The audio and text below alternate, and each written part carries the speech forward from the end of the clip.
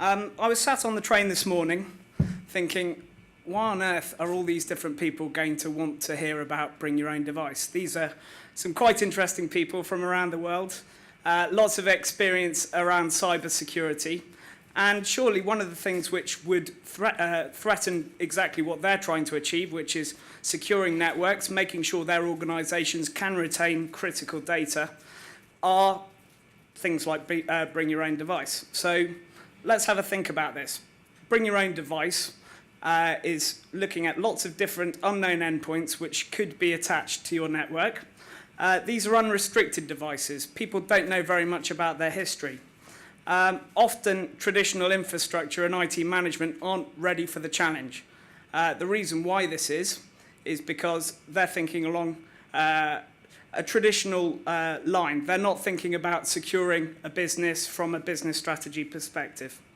So what I'll do is I'll start going through exactly what Bring Your Own Device is. So Bring Your Own Device, as the name would suggest, is looking at helping businesses to enable their employees to be better employees. So allowing them to use their own technology in a fashion that they can actually be more productive and also hopefully reduce some costs for the business as well. So what are the business challenges?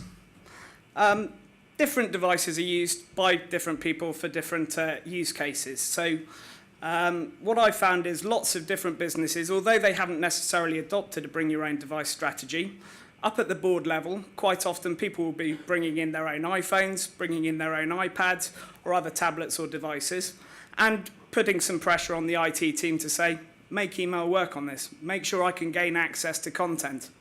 And this presents various different challenges for a business.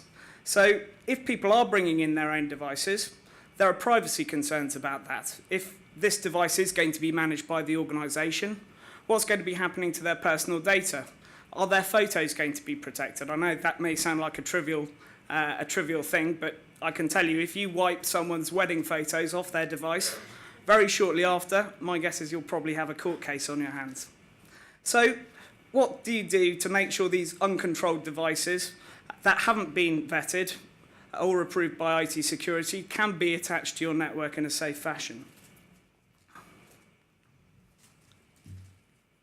Oh, this clicker doesn't seem to be working very well. There we go.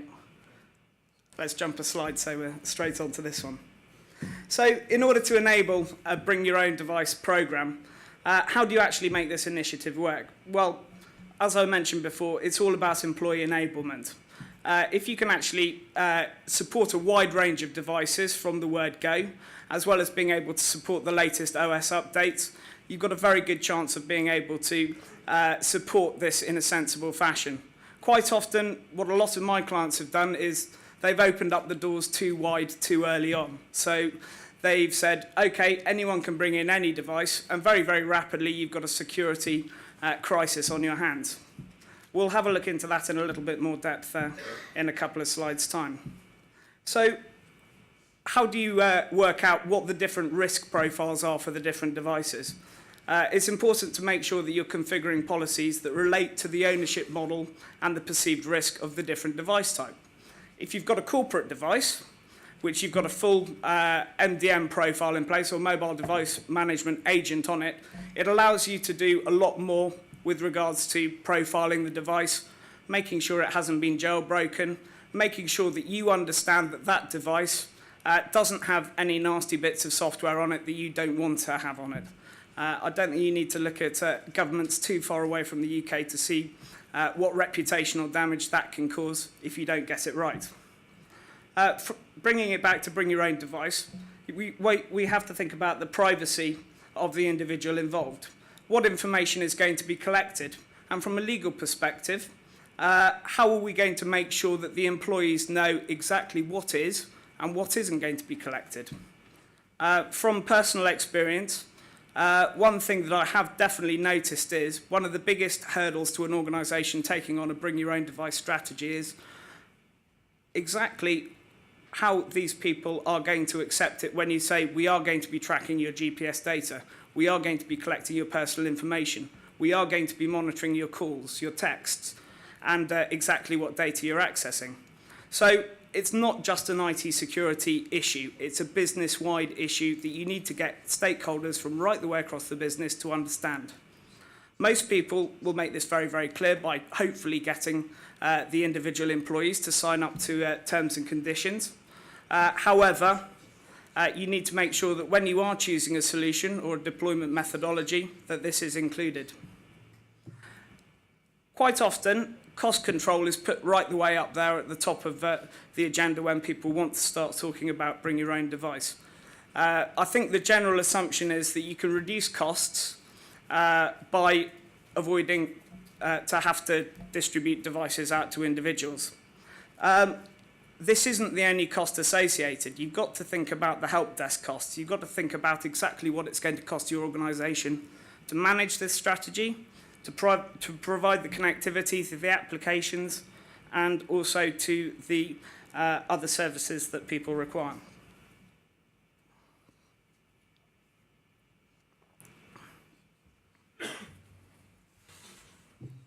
So, employee enablement. You need to make sure that you choose exactly which devices are appropriate to be connecting to your system. So we're not just thinking about the actual device type, you've also got to be looking at the different OSs which are operational. If you were to look back a few different versions ago with Android, I'm sure most people in the room who have dabbled in mobility would start to get very, very, very worried about potential weaknesses in those different OSs. So you need to be very, very clear which devices you think are appropriate and which levels of OS are appropriate. And you need to make sure that your solution can deliver based on that. Also, the access to content and applications. People need to make sure that when an employee is connecting to a service, that you're doing this in an appropriate fashion. You can't just have any old end-user device connecting straight through to back-end data repositories, especially if the information is sensitive.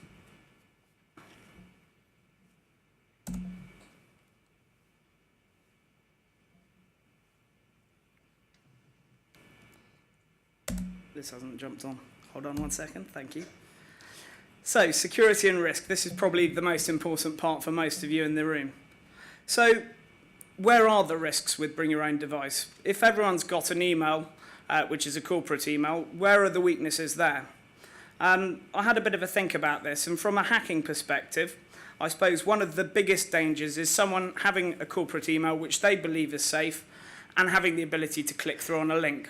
You need to work out whether you are going to let that happen. Spear phishing is probably the easiest way for a hacker to get into a corporate network. So making sure that you can use functionality within an MDM program to lock down things such as being able to click through on a link, or if you are clicking through on a link, make sure that you can push it through a part of your network to mitigate against that risk. So using URL filtering, your blue coats, your web sensors, or other technologies out there so you can control exactly which sites these people are going to. The monitoring of devices is also a very important part of it. You need to make sure that when you are connecting these devices to a network, you're monitoring exactly where these devices are connecting to. So being able to integrate with network access control, SIEM, and other technologies out there which are already in your infrastructure are very important, so that if there is a risk, even if it's a day zero threat, you can mitigate against that threat or at least track it. So we're talking mostly about the IT risks and the IT security risks specific to this. We also need to think about physical security as well. What happens when an employee steps away from an organisation? How rapidly is their profile going to be removed from AD? So any machine that they're using removes their access to the corporate network. It's exactly the same with mobility as well. You need to make sure that if they are using their own device, that they don't have a record of all emails still on their device, that they don't still have access to data repositories, that they don't have access to applications which could be passing on vital data to them, whether that's at a government level or a corporate level. Also, the risk isn't purely just about what's going to damage your network. You also need to think about what potentially could harm your organisation from a reputational perspective as well. So being able to integrate with URL filtering is an absolute key. You need to make sure that this device is treated like a laptop or any other device on your network, in that you can't have people going off and looking at porn sites, visiting terrorist websites, or anything else along those lines. So the responsibility is on your organisations to make sure that is under control. And let's also have a quick think about management as well. There are certain risks about mitigating some of the management of these devices away from help desk. There are obviously advantages as well. But if you can provide people with the ability to reset their own passcodes, with the ability to find their device if they've accidentally left it in one of their offices that they've been visiting, this takes a lot of pressure off the help desk, and also typically will make people take better care of the kit that they've already invested their own cash in.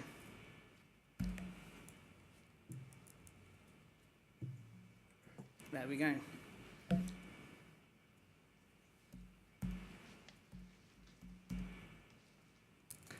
I think we've missed a couple of slides based on, there we go, sorry about that. So, privacy and transparency. I mentioned briefly getting people to sign up to terms of use when they are using their own devices on your networks is very, very important. But also making sure that you get the right balance is very, very important when you're making sure that people will adopt a strategy. So what I'm thinking about here is, how do you reduce the risk of your organisation getting sued? It's quite straightforward. What you need to do is make sure you're very, very clear about it.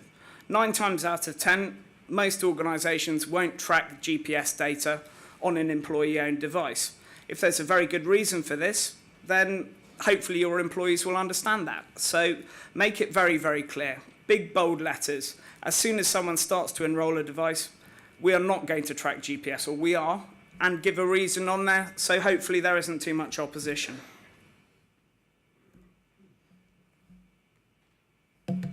From a cost control perspective, the ability to make sure that people can go through the process of self-registration is very, very important.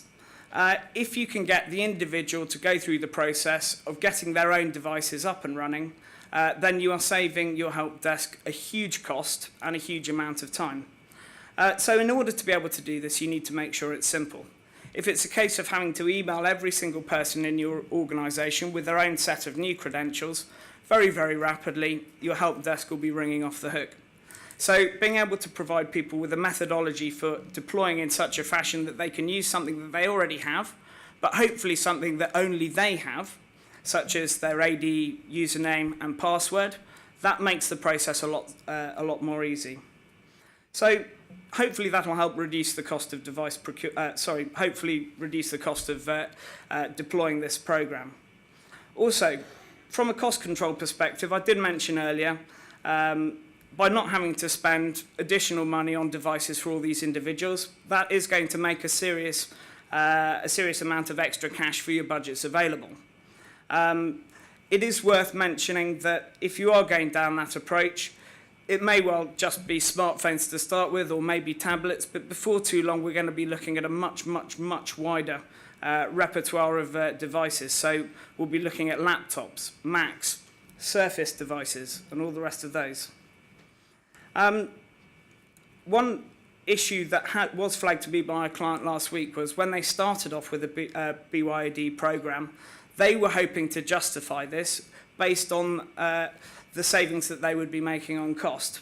I did try and warn them early on in the process, you might have issues trying to calculate the exact costs around this, because how do you work out exactly how many hours have been saved on the help desk when typically the metrics for what you're doing at the moment with corporate-owned devices aren't available?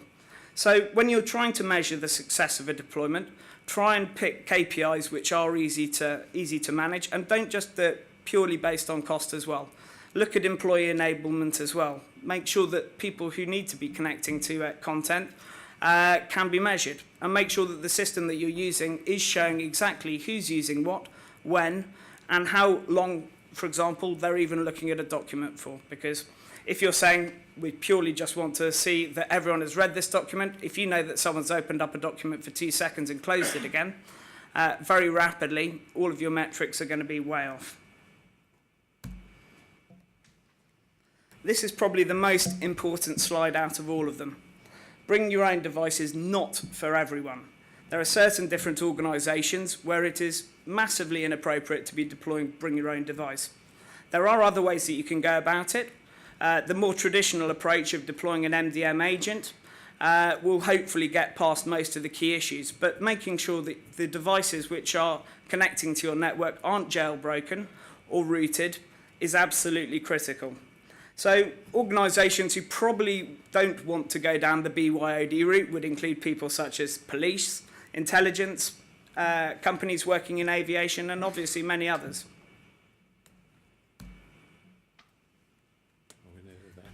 So just bringing things to a close, we talked about bring your own device, but obviously this is part of a much, much larger subject of end-user computing. You need to make sure that you can manage all the different types of deployment which are appropriate for your business under a single pane of glass, so that you've got a single point of management for these. So that would include corporate devices, employee-owned devices, shared devices, and all the rest. So do make sure that the solution you're choosing or the solution that you're already working with can deliver on all those points.